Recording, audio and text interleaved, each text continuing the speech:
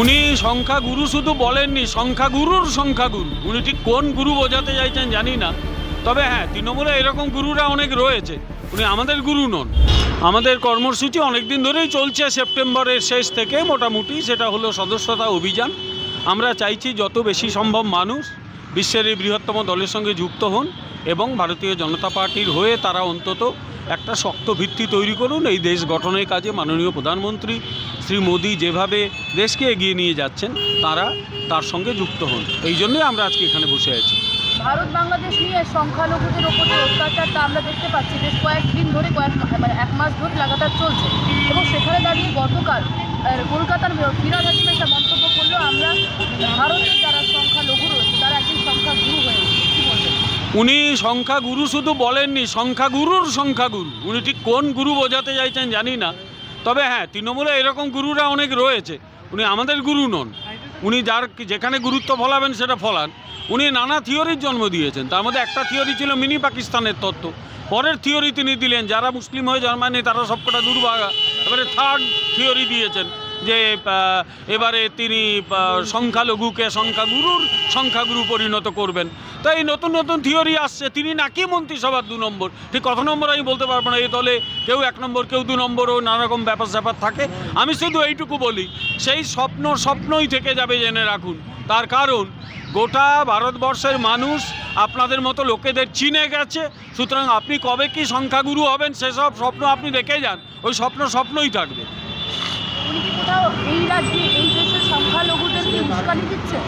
এই রাজ্য গোটা সরকারটা যে দলটা চালাচ্ছে তারা তো বলেই দিয়েছে যে গরু দুধ দেয় তার লাথি খাবে। কথাটা তো আমার নয়, কথাটা ওদের কথা। ফলে এই সমস্ত ওই দুধের গাইটাই কনসেপ্টটা ওরাই এনেছে, আমরা এসব আনিনি। ফলে ওরা চায় মূলত ভোট, এবং ওরা জানে যে পশ্চিমবাংলার অন্তত যে মানে সংখ্যাগুরু 70% মানুষ তাদের পছন্দ করে না। ওরা ওই 30% তার সঙ্গে কিছু টাকা পয়সা দিয়ে ভোট কিনে 40-42, বাকিটা চুরি বদমাইশি করে। ফলে সে এখন কথা হচ্ছে চালাকি দিয়ে মহৎ কাজ কদিন হয়? অল্প দিন হয়, হয়তো 10 বছর হয়, 15 বছর হয়, তারপর তো আর হয় না। একদিন ধরা পড়বে, সেই দিনটা ওদের জন্য খারাপ হবে।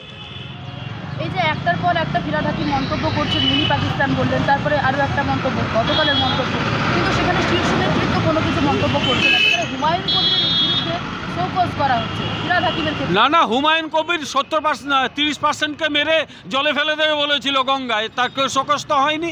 শোকজ করেছিল একজন নেতা সবকে তার বেশি পছন্দের কথা জানিয়েছিল বলে, সেই জন্য শোকজ। হিন্দুদের মেরে গঙ্গায় ভাসিয়ে দেবো, হিন্দু কথাটা বলেনি 30% 70%, সেই ব্যাপারে শোকজ হয়নি। নিশ্চিন্ত থাকো, এদের কাছে সংখ্যাগুরুরা গুরুত্বপূর্ণ নয় এই পশ্চিমবঙ্গের শাসক দলের কাছে। ওরা তো গাই দুধ খায়, দুধের গাই। কি মনে হচ্ছে এই রাজ্যে কি হিন্দুরা মানে ভয়ের মধ্যে রয়েছে?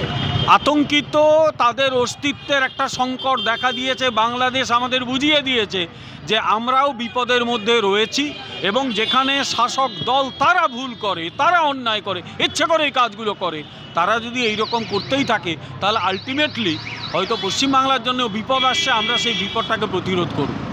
মুখ্যমন্ত্রী কি ভোট ব্যাংকের জন্য পুরো বিষয়টি ঠিক আছে? গোটা দলটাই দাঁড়িয়ে আছে ভোট ব্যাংক এবং ক্ষমতার জন্য। গোটা দলটাই, এই পশ্চিমবঙ্গের শাসক দল গোটা দলটা ভোটের জন্যই দাঁড়িয়ে আছে, আর কিচ্ছু নেই এদের, আর কিচ্ছু নেই। ভোট।